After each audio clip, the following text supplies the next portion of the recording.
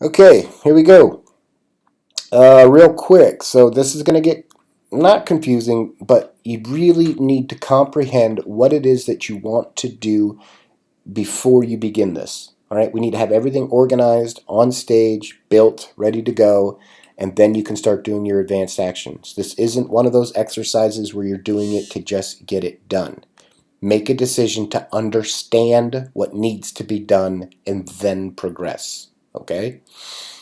So all we're going to do is we're going to create questions. So here I have a question.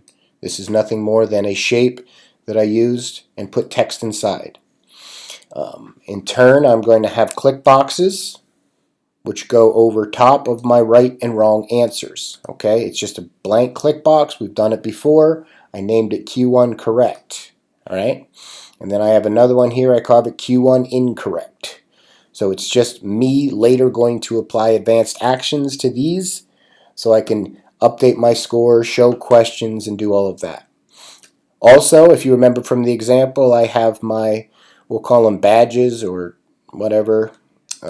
This here is a red X. That's going to signify whether they got it right or wrong after they answer the question.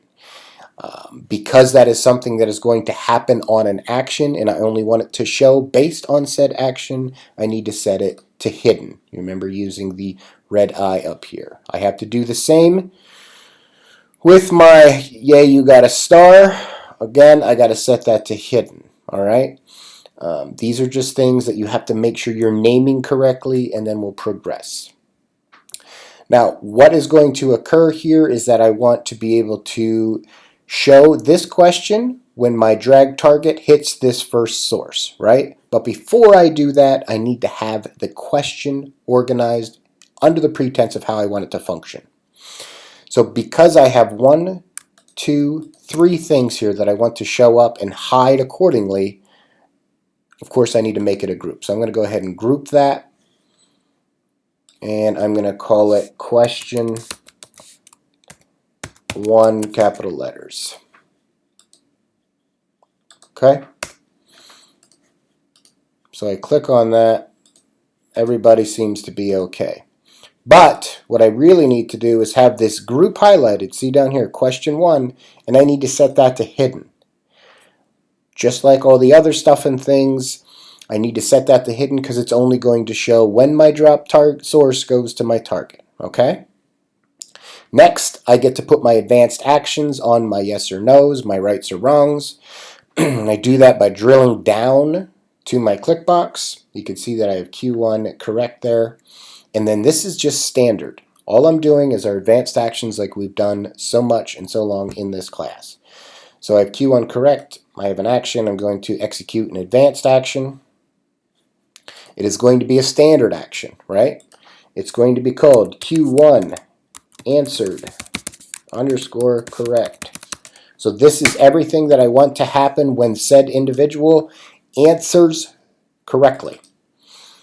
The first thing I want to do is I'm going to run an expression.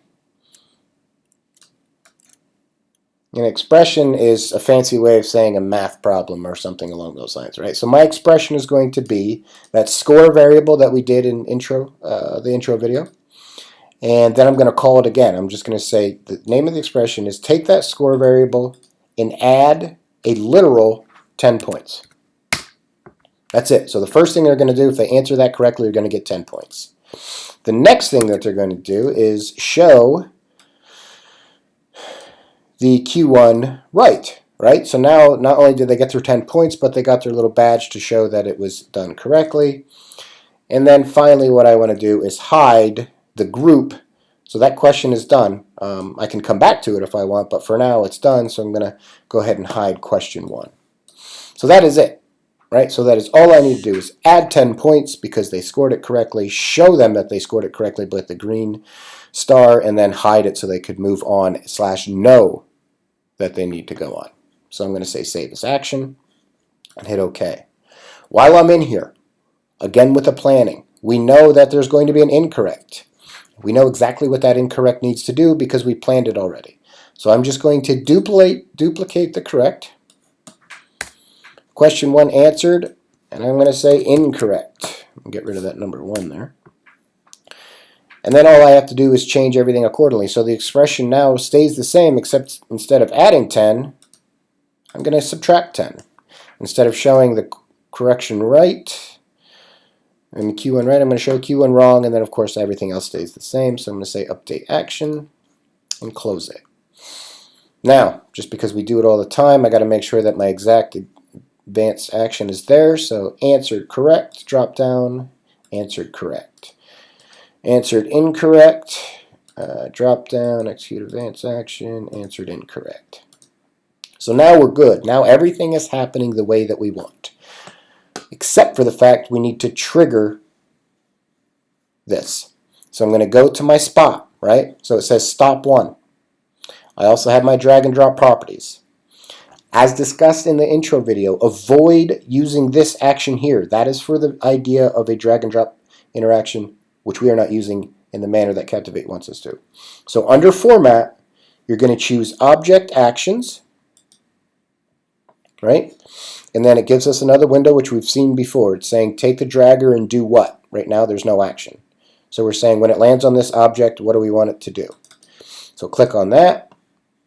And I'm going to go ahead and say execute advanced action just because that's what we're good at doing. I'm going to hit this and I'm going to make a new one, but it's going to be a new standard action. And I'm going to say hide Q1. Hide underscore Q1. There's other things that we're going to add to this, but for now I just want to say, show Q1. Whoa. Show Q1. There's other things that I want to add to this, but again, for now we just want to show that group, remember, question 1. I'm going to say save as action. Okay, and close. Make sure that it's what we want, so show Q1 and hit OK. So here's why organizing is even further necessary, because when I come to this, all it says is drag or execute advanced action. So you just have to make sure that you're doing this correctly and following through. Let's go ahead and make sure that that is where we want it to be. So object action, we know that. I want to make sure that it's in front. Okay, so I'm going to test this quick. Preview, next 5 slides. I'm going to pick my boat, continue, take the boat. Question shows up. That's awesome. What time does class start? I'm going to say 6 p.m. I got 10 points, I got my green arrow, and the question went away. So I'm going to do a part 3, but for now you can see what you need to do to get at least one question going.